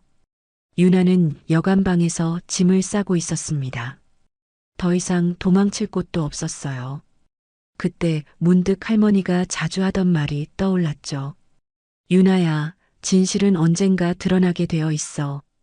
그때가 오면 용기를 내야 해. 유나는 가방 속에서 매와 반지를 꺼내봤어요. 이것만이 자신의 과거를 이어주는 유일한 단서였죠. 반지를 만지작거리다가 갑자기 어린 시절에 기억한 조각이 떠올랐습니다. 누군가 자신을 꼭 안고 있었어요. 따뜻한 품이었죠. 그리고 귓가에 속삭이는 목소리. 이 반지가 널 지켜줄 거야. 아빠가 항상 너와 함께 있을 거야. 유나는 깜짝 놀랐어요. 그 목소리가 도연 회장의 목소리와 똑같았던 것이죠. 도연은 모든 것을 포기하기로 했습니다. 회사도, 재산도, 회장이라는 지위도. 이제는 그런 것들이 아무 의미 없었어요.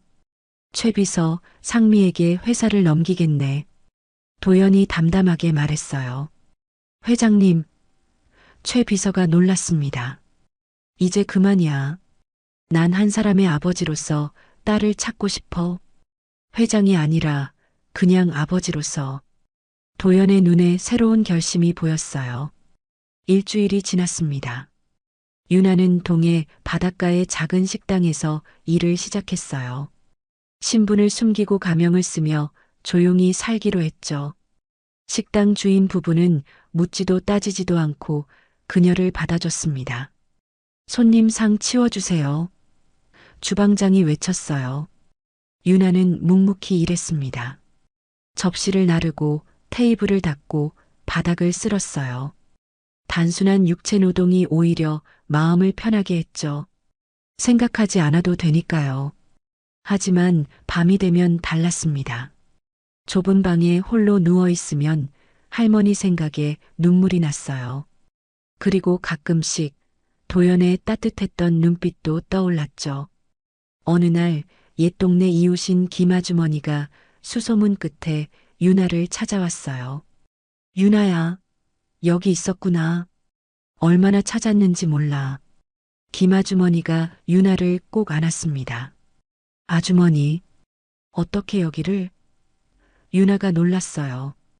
김아주머니는 작은 상자를 내밀었습니다. 내 할머니가 남긴 거야. 유품 정리하다가 발견했어. 유나는 떨리는 손으로 상자를 받았어요. 며칠을 망설이다가 결국 상자를 열었습니다. 안에는 낡은 편지와 사진들, 그리고 작은 손수건이 들어 있었죠. 편지를 펼치자 할머니의 서툰 글씨가 보였어요. 사랑하는 내 손녀 유나야. 이 할미가 너에게 큰 죄를 지었구나. 진실을 말해야 했는데 용기가 없었어. 널 처음 만난 날 비를 맞으며 서럽게 울고 있었지.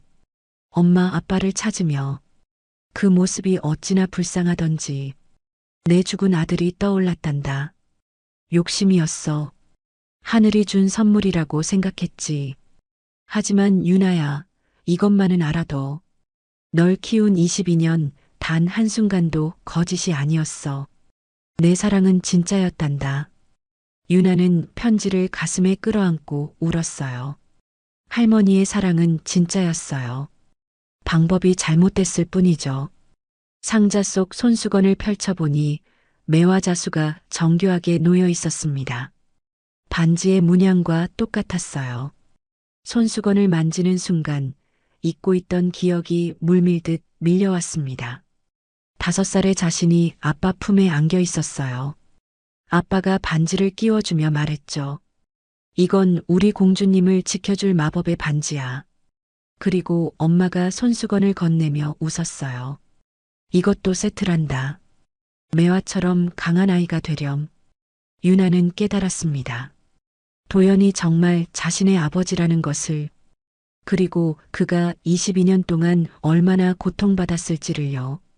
한편 도연은 최 비서와 함께 조용히 회사를 떠났습니다. 상미에게 모든 것을 넘기고 수행원도 없이 낡은 차를 타고 길을 나섰어요. 회장님, 정말 괜찮으시겠습니까? 최 비서가 걱정했어요. 이제 회장이 아니네. 그냥 강도연이라고 부르게. 도연이 담담하게 말했습니다. 딸을 찾으러 가는 거야. 이번엔 제대로. 도연은 유나가 있을 만한 곳들을 하나씩 찾아다녔어요. 대기업 회장이 아닌 한 아버지의 모습으로 화려한 정장 대신 수수한 옷을 입고 거창한 선물 대신 진심을 준비했죠. 유나는 편지를 다시 읽다가 마지막 부분을 발견했어요. 유나야, 내 친아버지가 누군지 이제 알겠지. 그분은 좋은 사람이야. 다만 슬픔이 너무 커서 제대로 표현하지 못했을 뿐이란다. 기회를 준다면 좋은 아버지가 될 거야. 유나는 오랫동안 바다를 바라봤어요. 파도가 밀려왔다가 물러가기를 반복했죠. 마치 자신의 마음처럼. 어느 날 저녁 식당에 손님이 들어왔습니다. 유나는 주문을 받으러 갔다가 깜짝 놀랐어요.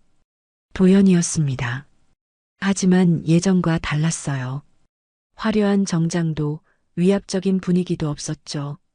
그저 지친 한 남자가 앉아 있었습니다. 백반 하나 주세요. 도연이 조용히 말했어요. 유나는 말없이 주방으로 갔습니다. 손이 떨렸지만 애써 평정심을 유지했어요. 도연도 유나를 알아봤지만 먼저 다가가지 않았습니다. 이번엔 천천히 제대로 하고 싶었으니까요. 식사를 마친 도연이 계산을 하며 말했어요. 음식이 맛있네요. 자주 올게요.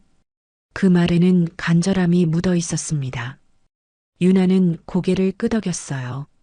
말은 하지 않았지만 마음의 문이 조금 열리는 것 같았죠.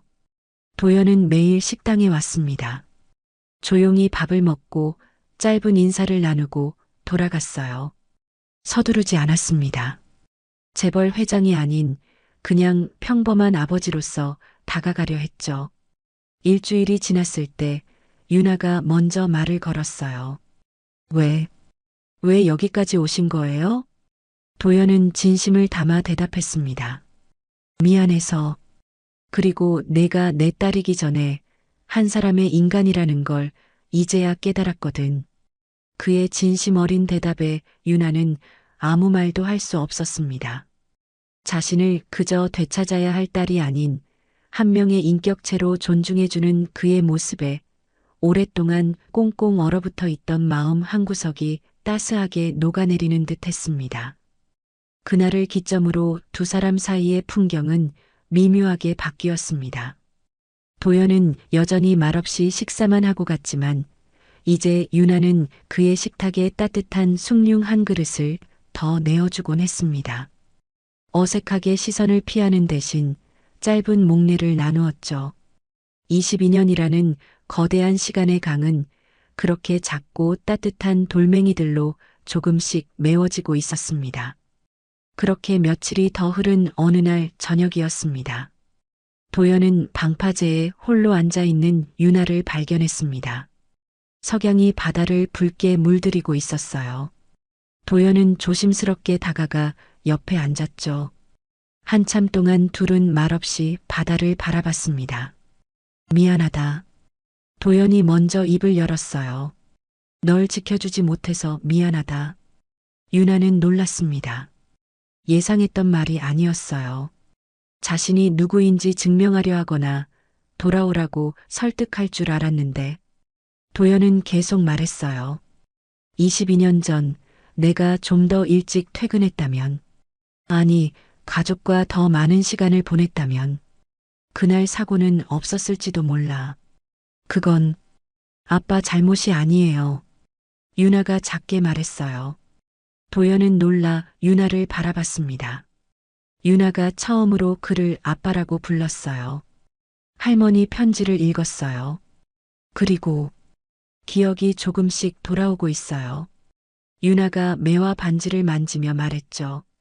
도연의 눈가가 붉어졌습니다. 내 엄마가 너를 얼마나 사랑했는지 알아? 매일 밤 자장가를 불러줬어. 그리고 항상 말했지. 우리 딸은 세상에서 가장 강한 아이라고. 유나는 눈물을 흘렸어요.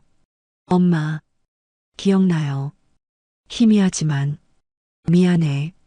너를 혼자 두고 간 엄마도 지켜주지 못한 아빠도. 도연이 딸의 손을 조심스럽게 잡았습니다. 유나는 그 손을 뿌리치지 않았어요. 거칠고 따뜻한 손이었죠. 22년의 그리움이 느껴지는 손이었습니다. 할머니를 미워하지 말아주세요. 유나가 부탁했어요. 미워하지 않아. 오히려 감사해. 널 이렇게 바르고 따뜻한 사람으로 키워주셨으니까. 도연이 진심을 담아 말했습니다. 다음 날 두 사람은 함께 서울로 돌아왔어요. 첫 번째로 간 곳은 순옥의 묘지였습니다. 유나는 할머니 묘 앞에 무릎을 꿇었어요. 할머니, 저 왔어요. 그리고 아빠도 함께 왔어요. 도연도 무릎을 꿇었습니다. 어머님, 감사합니다. 제 딸을, 우리 유나를 사랑으로 키워주셔서, 그리고 미안합니다. 더 일찍 찾았어야 했는데, 바람이 불어 매화나무 가지가 흔들렸어요. 마치 순옥이 용서한다고 말하는 것 같았죠. 묘지를 나온 두 사람은 회사로 향했습니다. 이사회가 열리고 있었어요. 상미는 이미 대표 자리에 앉아 있었죠. 오빠, 어떻게? 상미가 당황했습니다. 도연은 담담하게 말했어요. 내 지분을 정리하러 왔어. 하지만 한 가지 분명히 할 게 있지. 도연은 유나의 손을 잡고 이사들 앞에 섰습니다. 이 아이는 내 딸이고 법적 상속인이야. DNA 검사 결과도 있어. 이사들이 술렁거렸어요. 상미의 얼굴이 창백해졌죠. 하지만 강요하지 않을 거야. 유나가 원한다면 상속을 포기할 수도 있어. 중요한 건 돈이나 회사가 아니라 우리가 가족이라는 사실이니까. 유나는 아버지를 바라봤어요. 그의 눈에는 욕심이 없었습니다. 오직 딸을 향한 사랑만 있었죠. 저는 유나가 입을 열었어요. 회사 경영엔 관심 없어요. 하지만 한 가지 하고 싶은 게 있어요. 모두가 숨을 죽이고 들었습니다. 실종 아동을 찾는 재단을 만들고 싶어요. 저처럼 가족을 잃은 아이들이 다시 만날 수 있도록 돕는 일을요. 도연은 미소를 지었어요. 좋은 생각이야. 엄마도 분명 좋아했을 거야. 상미는 안도와 불안이 섞인 표정이었어요. 회사는 지킬 수 있었지만 언제든 유나가 마음을 바꿀 수 있으니까요. 이사회가 끝난 후 도연과 유나는 납골당으로 갔습니다. 아내와 어머니의 사진 앞에 섰어요. 여보, 우리 딸 찾았어. 이렇게 멋진 사람으로 자랐어. 도연이 말했어요. 유나도 인사했습니다. 엄마, 저예요. 늦었지만 돌아왔어요. 따뜻한 햇살이 두 사람을 비췄어요. 오랜 시간의 아픔이 조금씩 치유되는 순간이었죠. 몇 달 후 작은 사무실이 문을 열었습니다. 희망찾기 재단이라는 간판이 걸렸어요. 유나가 이사장이었고 도연이 후원자였죠. 최 비서도 함께했습니다. 첫 번째 사례가 들어왔어요. 직원이 보고했어요. 10살 남자아이예요. 5년 전 실종됐대요. 유나는 서류를 받아들었습니다. 사진 속 아이의 눈에는 그리움이 가득했어요. 자신이 그랬던 것처럼 찾아줘야죠. 꼭 찾을 거예요. 유나가 결심에 찬 목소리로 말했어요. 도연은 딸의 모습을 흐뭇하게 바라봤습니다. 과거의 아픔을 극복하고 희망을 만들어가는 딸이 자랑스러웠어요. 어느 일요일 도연의 집에서 소박한 식사가 준비됐어요. 거대한 식탁이 아닌 작은 원탁이었죠. 도연과 유나, 최 비서, 그리고 재단 직원들이 둘러앉았습니다. 자, 우리 가족을 위하여. 도연이 잔을 들었어요. 가족을 위하여. 모두가 화답했습니다. 웃음소리가 집안에 가득했어요. 22년 만에 그 집에 진짜 온기가 돌아온 것이었죠. 1년이 지났습니다. 계절이 한 바퀴 돌아 다시 봄이 왔어요. 도연의 대저택은 더 이상 차갑고 쓸쓸한 공간이 아니었습니다. 정원에는 유나가 직접 심은 꽃들이 만개했어요. 특히 매화나무 아래에는 색색의 봄꽃들이 어우러져 있었죠. 새들이 지저귀고 나비가 날아다녔습니다. 생명력이 넘치는 공간으로 변한 거예요. 거실 벽에는 새로운 사진들이 걸렸습니다. 오래된 가족사진 옆에 도연과 유나가 함께 찍은 사진이 나란히 놓여 있었어요. 유나의 미소는 엄마를 닮아 따뜻했고 도연의 표정은 오랜만에 진정한 행복을 담고 있었죠. 그 옆에는 또 다른 사진이 있었습니다. 재단에서 일하는 직원들, 최 비서, 그리고 도움을 받아 가족을 찾은 아이들까지 모두가 한 가족처럼 웃고 있는 단체 사진이었어요. 주방에서는 맛있는 냄새가 났습니다. 도연과 유나가 나란히 앞치마를 두르고 저녁을 준비하고 있었어요. 아빠, 감자 좀 깎아주세요. 유나가 웃으며 말했어요. 알았어. 오늘은 감자전이구나. 도연이 능숙하게 감자를 깎았습니다. 네, 비도 오고 하니까요. 엄마도 좋아했다고 하셨잖아요. 유나가 대답했어요. 두 사람은 즐겁게 이야기를 나누며 요리했습니다. 예전처럼 주방장이 만든 화려한 요리가 아니라 직접 만든 소박한 음식이었지만 그 어느 때보다 맛있었어요. 저녁 식사 시간, 작은 원탁에 음식이 차려졌습니다. 거대하고 텅 빈 식탁은 창고에 넣어뒀어요. 이제는 서로의 얼굴을 마주보며 대화할 수 있는 아담한 식탁이 그들의 자리였죠. 오늘 재단에 좋은 소식이 있었어요. 유나가 밝게 말했어요. 작년에 찾아준 민수가 가족과 잘 지내고 있대요. 감사 편지도 보냈어요. 도연은 흐뭇하게 미소 지었습니다. 내 엄마가 봤으면 정말 자랑스러워 했을 거야.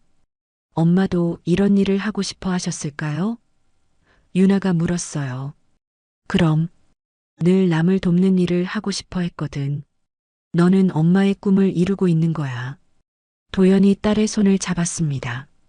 식사를 마친 후 두 사람은 거실로 이동했어요. 벽난로에는 따뜻한 불이 타오르고 있었죠. 유나는 소파에 앉아 재단 서류를 검토했고 도연은 옆에서 조용히 책을 읽었습니다. 아빠, 내일 재단 확장 계획 회의가 있어요. 같이 참석하실래요? 유나가 물었어요. 물론이지. 이제는 전국에 지부를 만들 때가 됐어. 도연이 책을 덮으며 말했습니다. 창밖에는 봄비가 부슬부슬 내리고 있었어요. 하지만 더 이상 그 빗소리가 아픔을 떠올리게 하지 않았습니다. 이제는 새로운 시작을 알리는 희망의 소리였죠. 최 비서가 차를 가져왔어요. 회장님, 아가씨, 따뜻한 차 드세요. 최 비서님도 앉으세요. 가족인데 뭘 그래요? 유나가 의자를 가리켰습니다. 최 비서는 감동한 표정으로 자리에 앉았어요. 20년 넘게 도연을 모셨지만 이렇게 따뜻한 시간은 처음이었죠. 참, 상미 고모는 요즘 어떠세요? 유나가 물었어요. 회사 경영에 바쁜 것 같더라. 하지만 예전보다는 나아진 것 같아. 너를 인정하기 시작했으니까. 도연이 대답했습니다. 유나는 고개를 끄덕였어요. 시간이 모든 것을 해결해 줄 거라 믿었죠. 밤이 깊어갈 무렵 도연은 서재로 갔습니다. 책상 위에는 여전히 낡은 가족 사진이 놓여 있었어요. 하지만 이제 그 옆에는 새로운 사진들이 가득했죠. 유나와 함께한 1년간의 추억들이었습니다. 도연은 아내의 사진을 바라보며 말했어요. 여보, 우리 딸이 돌아왔어. 내가 바라던 그런 멋진 사람이 됐어. 이제야 진짜 가족이 됐어. 그때 유나가 서재로 들어왔습니다. 아빠, 아직 안 주무세요? 그래, 좀 이따가 잘게. 도연이 미소 지었어요. 유나는 아버지 옆에 섰습니다. 두 사람은 함께 가족 사진을 바라봤어요. 과거와 현재가 한 공간에 공존하고 있었죠. 우리도 새로운 가족 사진 찍을까요? 할머니 기일에 가져가면 좋아하실 것 같아요. 유나가 제안했어요. 좋은 생각이야. 최 비서도 함께 찍자. 그리고 재단 식구들도. 도연이 동의했습니다. 두 사람은 서재를 나와 각자의 방으로 향했어요. 복도에서 유나가 돌아보며 말했습니다. 아빠 사랑해요. 그리고 찾아줘서 고마워요. 도연의 눈가가 촉촉해졌어요. 나도 사랑한다, 딸아. 돌아와줘서 고맙고. 그날 밤 도연은 오랜만에 편안하게 잠들었습니다. 악몽도 죄책감도 없었어요. 창밖에서는 봄비가 그치고 구름 사이로 달빛이 비치기 시작했죠. 대저택은 더 이상 외롭지 않았습니다. 웃음소리가 있고 온기가 있고 사랑이 있었어요. 잃어버렸던 것을 되찾은 것이 아니라 새롭게 만들어낸 것이었죠. 과거의 아픔은 치유되었고 미래의 희망은 밝게 빛나고 있었습니다. 이렇게 부녀의 22년 만의 재회는 새로운 시작이 되었습니다. 끝이 아닌 시작. 진정한 가족의 이야기가 이제 막 시작된 것이었어요. 오늘의 이야기가 당신의 마음에 작은 울림을 드렸다면 앞으로도 당신의 나날에 잔잔한 위로가 될 이야기들로 찾아뵐 수 있도록 구독과 좋아요를 눌러주세요. 그리고 사연의 주인공을 위한 따뜻한 말씀도 댓글로 부탁드립니다. 당신의 한마디가 누군가에게는 잊지 못할 선물이 됩니다. 당신의 오늘을 늘 응원합니다. 인생 나날이었습니다.